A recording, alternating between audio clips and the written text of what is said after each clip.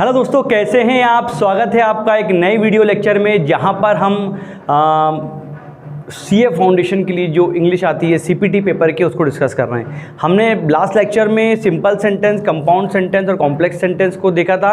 I hope आपको सारी चीज़ें समझ में आ गई होगी।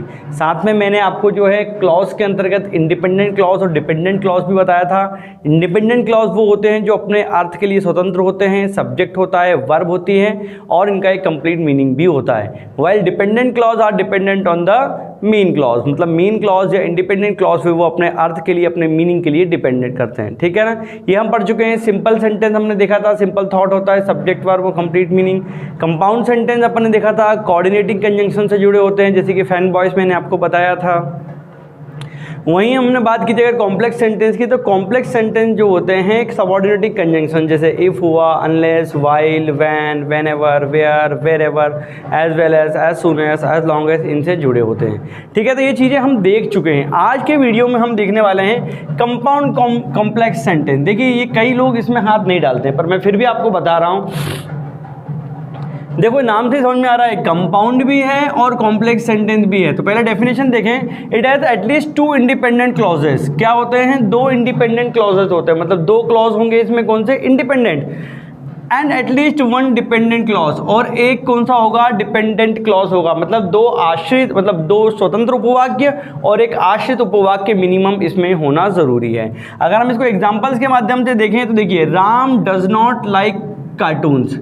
अब यहाँ पर अगर आप देखेंगे तो Ram does not like cartoons अपने आप में पूर्ण मीनिंग रखता है। राम कार्टून को पसंद नहीं करता है। यहाँ पर मैंने लिख के रखा है ऑलरेडी टाइम को सेव करने के लिए कि राम कार्टून्स को पसंद नहीं करता है बिकॉज दे आर फनी, क्योंकि क्या होते हैं? वे फनी होते हैं।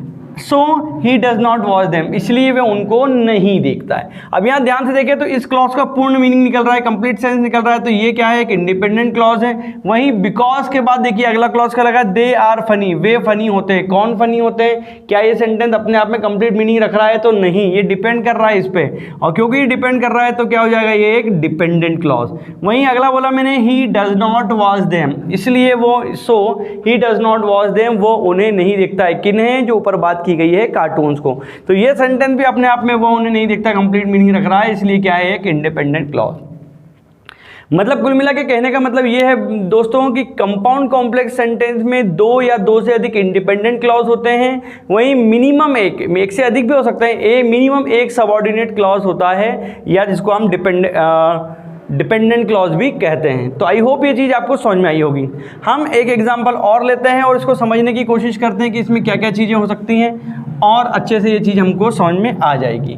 देखिए, जैसे कि मैंने कहा, आई लाइक टू स्लीप, है ना, या मुझे सोना पसंद है। यहाँ पर ये मतलब हुआ इसका, ठीक है ना। बट एक कंजंक्शन लगा यहाँ पर आपका, but I can get up early. I can get up early, लेकिन मैं जल्दी उठ सकता हूँ, है ना। इफ आई हैव वर्क, अगर मेरे को कोई काम है। अब ये सेंटेंस अगर कोई पूछ रहा है हमसे कि भाई कौन सा सेंटेंस है, तो आप देखिए यहाँ पर चेक करते हैं अपन। कंजंक्शन लगा है बट और एक लगा है इफ। बट अब देखो एक सेंटेंस ये पूरा अपना आई लाइक टू स्लीप, मतलब इसका मतलब पूरा निकल रहा है। तो क्या है? ये एक इंडिपेंडेंट क्लॉज है ना। आई लाइक टू स्लीप मतलब मुझे सोना पसंद है। ये बात आपको समझ में आ गई होगी। अगले सेंटेंस में देखा है बट लगा हुआ है, I can get up early, लेकिन मैं जल्दी उठ सकता हूँ। ये भी अपने आप में पूर्ण मतलब दे रहा है। तो ये भी क्या हो गया आपका? एक इंडिपेंडेंट क्लॉज हो गया, लेकिन मैं जल्दी उठ सकता हूँ, ये भी इंडिपेंडेंट क्लॉज हो गया। वहीं अगला क्या लिखा है? सबऑर्डिनेटिंग कंजंक्शन लगा है यहाँ पर। आप देखिए, इफ आई हैव वर्क, अगर मुझे काम है, अगर मुझे काम है, अगर मैं अलग से ऐसा लिखूँ, इफ आई हैव वर्क, यदि मुझे काम है तो क्या? ये कंप्लीट नहीं है। कंप्लीट नहीं मतलब क्या है? अपने अर्थ के लिए इन पर निर्भर है। तो ये क्या कहलाएगा? निर्भर होने के कारण डिपेंडेंट क्लॉज, जिसको हम आश्रित उपवाक्य भी हिंदी में कहते हैं। तो यहाँ पर आप देखेंगे कि मिनिमम क्या है यहाँ पर? एक इंडिपेंडेंट क्लॉज, दूसरा इंडिपेंडेंट क्लॉज और तीसरा था डिपेंडेंट क्लॉज, जिसने इसे क्या बना दिया? कंपाउंड कॉम्प्लेक्स सेंटेंस यहाँ पर मित्रों बना दिया है।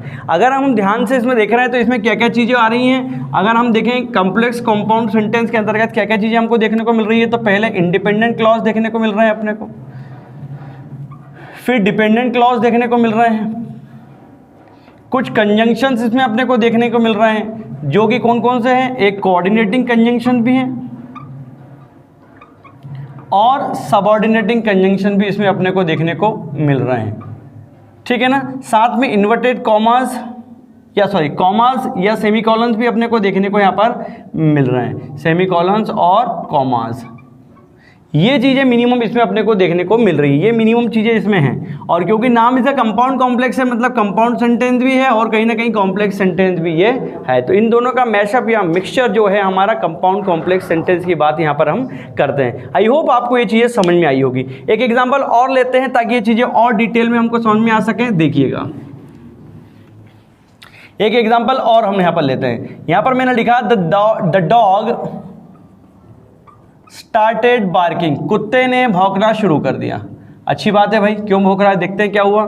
सो द कैट रैन अवे, अच्छा कुत्ते ने भौंका तो बिल्ली भाग गई, बहुत अच्छी बात है भाई। And I could not keep up, मैं आगे नहीं बढ़ सका, सो आई स्टॉप्ड, इसलिए मैं यहां पर रुक गया। अब इस सेंटेंस को ध्यान से देखिए, अब हम देखते हैं कि कितने इंडिपेंडेंट क्लॉज हैं और कितने डिपेंडेंट क्लॉज इसमें हैं। यहां पर लिखा है द डॉग स्टार्टेड बार्किंग, कुत्ते ने भौंकना शुरू किया, कुत्ते ने भौंकना शुरू किया, कंप्लीट मीनिंग निकल रहा है, मतलब ये एक क्या है, एक इंडिपेंडेंट क्लॉज है। यहाँ पर ये क्लॉज आइडेंटिफिकेशन करने के लिए भी क्वेश्चन आते हैं एग्जाम्स में, इसलिए मैं बार बार इन पर जो है एम्फेसाइज कर रहा हूँ, जोर दे रहा हूँ, ठीक है ना। So he can not, so the cat, can लिख दिया मैंने, कैट लिखना था, ठीक है ना। So the cat ran away, इसलिए कैट भाग गई, कैट रेन अवे, कैट भाग गई, ये भी कंप्लीट मीनिंग निकल रहा है। And I could not keep up, मैं आगे नहीं बढ़ सका, ये भी कंप्लीट मीनिंग निकल रहा है। सो आई स्टॉप्ड, इसलिए मैं रुक गया, मैं रुक गया, क्यों रुका भाई, तो ये एक डिपेंडेंट क्लॉज है। तो यहाँ पर आपने देखा दो या दो से अधिक जो है मेन क्लॉज थे और एक डिपेंडेंट क्लॉज था, इसलिए ये सेंटेंस हमारा कंपाउंड कॉम्प्लेक्स सेंटेंस बना। तो आज की वीडियो में मित्रों हमने देखा कि कंपाउंड कॉम्प्लेक्स सेंटेंस वो सेंटेंस होते हैं जिसमें मिनिमम दो इंडिपेंडेंट क्लॉज और मिनिमम एक जो है डिपेंडेंट क्लॉज यहाँ पर होता है। इंडिपेंडेंट क्लॉज आप जानते हैं जो अपने अर्थ के लिए किसी अन्य वाक्य पर निर्भर नहीं करते हैं, वहीं डिपेंडेंट क्लॉज अपने अर्थ के लिए इंडिपेंडेंट क्लॉज या मेन क्लॉज पर डिपेंड करते हैं। आई होप ये चीज़ें बहुत अच्छे से क्लियर हो गई होंगी आपको। अगर क्लियर हुई है, वीडियो अच्छा लगा है तो लाइक और कमेंट जरूर करें ताकि मेरा उत्साह बना रहे। फिर मुलाकात होगी अगले वीडियो में किसी नए टॉपिक के साथ। Till then keep learning. जय हिंद।